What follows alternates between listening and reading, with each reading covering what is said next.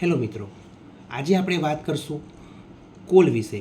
Call કહેતા કે કોલસો, તો કોલસા વિશે તો આપ સૌ માહિતગાર હશો.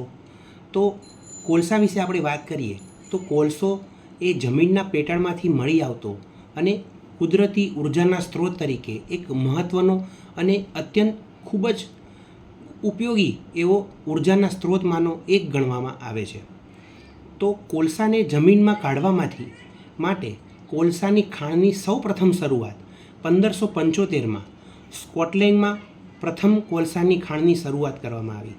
ત્યારબાદ ભારતમાં 1774માં ઘણી પાછળથી સ્થપાઈ અને તેને દામોદર નદીના કિનારે રાણીગંજ કોલફિલ્ડ ખાતે તેની સ્થાપના કરવામાં આવી અને જેનું સંચાલન જ્હોન સમર તથા ઈસ્ટ ઇન્ડિયા કંપનીના સુએટોનિયસ ગ્રાન્ટ હિટલી દ્વારા કરવામાં આવતું હતું. તથા ભારતને મળેલ આઝાદી બાદ દેશમાં સતત કોલસાના માંગનો વધારો થયો અને નવી સરકારે ઉર્જાની વધતી જતી માંગને પહોંચી વળવા માટે 5 વર્ષીય વિકાસ યોજનાની સ્થાપના કરી. તથા આ કોલસો કાઢવા માટે જમીનમાં વિવિધ પ્રકારની પદ્ધતિનો ઉપયોગ થાય છે, જેમ કે ઓપન કાસ્ટ માઇનિંગ મેથડ અને અંડરગ્રાઉન્ડ માઇનિંગ મેથડ. તો ઓપન કાસ્ટ માઇનિંગ મેથડ કરતાં અંડરગ્રાઉન્ડ માઇનિંગ મેથડ જે કોલ કાઢવા માટે ઉપયોગમાં લેવામાં આવે છે તે સૌથી વધુ જોખમી પદ્ધતિ છે અને ઓપન કાસ્ટ માઇનિંગ મેથડ કરતાં આ અંડરગ્રાઉન્ડ માઇનિંગ મેથડની પદ્ધતિ એટલી જોખમી છે અને તેમાં અત્યાર સુધી ઘણા બધા એવા બનાવ બનેલા છે અને આ બનાવમાં ઘણા બધા માઇનર્સે પોતાના જીવ ગુમાવ્યા છે. તો તેમાંની આપણે કેટલીક ઘટના વિશે વાત કરીએ તો 1965માં ધોરી કોલીરી એક્સપ્લોઝન, જેમાં ધનબાદના ધોરી કોલીરી ખાતે 268 માઇનર્સે પોતાના જીવ ગુમાવ્યા.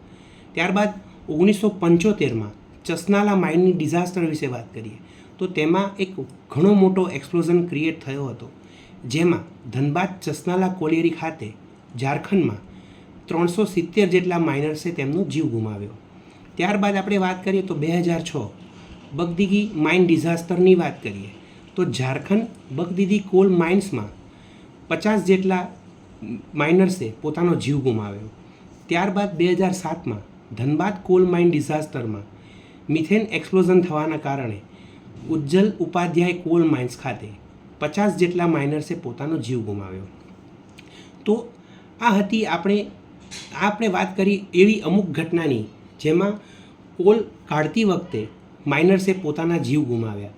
તો આ કોલ જે છે તે બહાર કાઢવા માટે તેઓએ તેમનો કિંમતી જીવ ગુમાવ્યો તથા આ કોલ વિવિધ ઔદ્યોગિક ક્ષેત્રે તથા વીજ ઉત્પાદન ક્ષેત્રે તથા સિમેન્ટ અને સ્ટીલના ઉત્પાદનમાં ઘણો ઉપયોગ થાય છે તથા તેની મહત્ત્વપૂર્ણ અશ્મિભૂત ઈંધણમાંનું એક ગણવામાં આવે છે. અને કોલસો કાઢવામાં કોલ માઇનર્સના અથાગ પ્રયાસો અને નોંધપાત્ર યોગદાનને ઓળખવા તથા તેઓને સન્માનિત કરવા માટે તથા આજે આપણે વાત કરીએ છીએ કોલ માઇનર્સ વિશે કારણ કે આજે છે 4 મે, કહેતા કે કોલ માઇનર્સ ડે. તો જમીનમાંથી આ કોલ કાઢવા માટે કોલ માઇનર્સે પોતાના હાર્ડવર્ક, ડેડિકેશન અને કોલ કાઢવા માટે તેઓના અથાગ પરિશ્રમને આજે આપણે યાદ કરીએ અને તેઓએ ગુમાવેલા જીવના કારણે અને આ કોલસો કાઢ્યા બાદ ભારતના વિકાસમાં તેઓએ જે મહત્ત્વનો ફાળો આપ્યો છે તો તે ફાળાને આપણે આજે યાદ કરીને તેઓને આજે આપણે કોલ માઇનર્સ ડેની ઉજવણી કરીને તેઓને આજે આપણે શ્રદ્ધાંજલિ આપીએ.